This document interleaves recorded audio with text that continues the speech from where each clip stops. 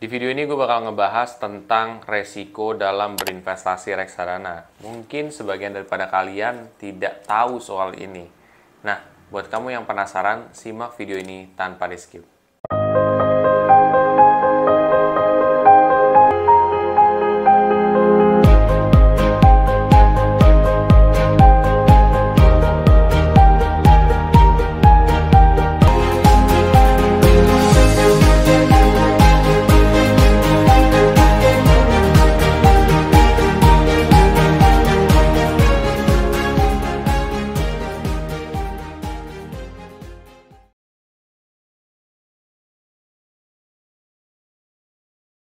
Sebelum masuk lebih dalam, gue akan coba disclaimer dulu. Satu, keputusan investasi ada di diri kita masing-masing. Dua, investasi itu pasti mengandung resiko. Salah satu resikonya adalah penurunan.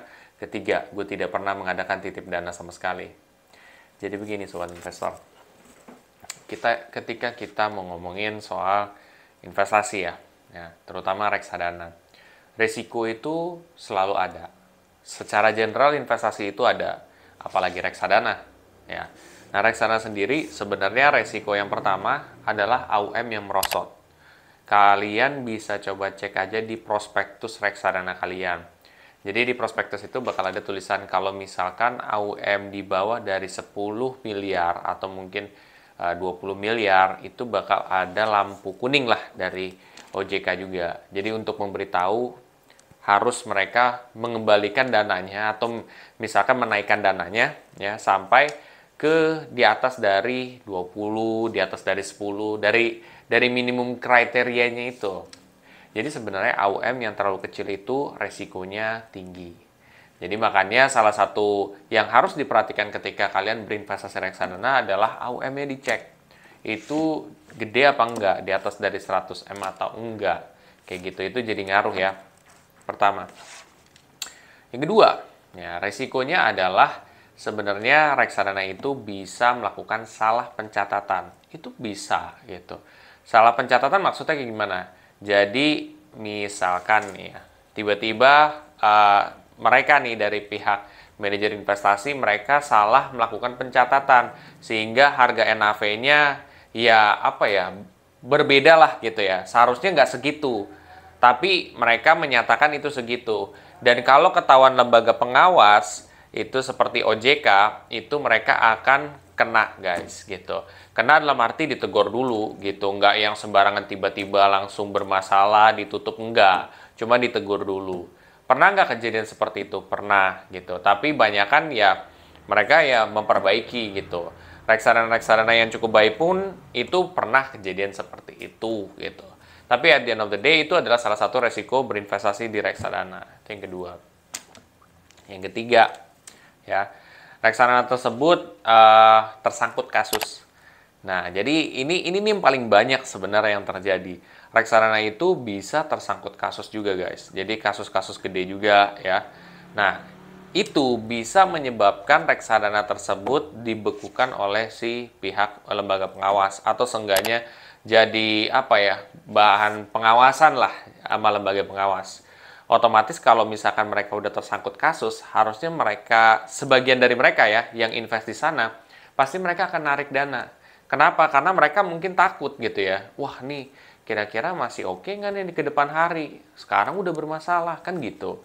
Yang jadi pertanyaan orang tuh seperti itu.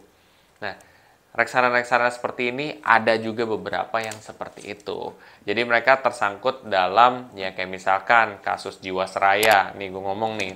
Ya itu kan juga ada beberapa manajer investasi yang tersangkut di sana ya, karena reksadananya juga ada di sana gitu ya. Nah, kalau yang kayak gini-gini kan tentunya masih membuat worry kebanyakan dari investor. Dan tentunya nggak kaget juga kalau misalkan tiba-tiba ada orang yang pengen redemption atau menarik dana dan lain sebagainya. Itu bisa aja terjadi. Nah, itu merupakan salah satu risiko dalam berinvestasi reksadana. Lalu yang mungkin yang seingat gua yang terakhir ya, itu adalah mereka menjanjikan keuntungan. Jadi sebenarnya dalam konsep reksadana itu tidak boleh kita menjanjikan keuntungan secara pasti apapun instrumennya.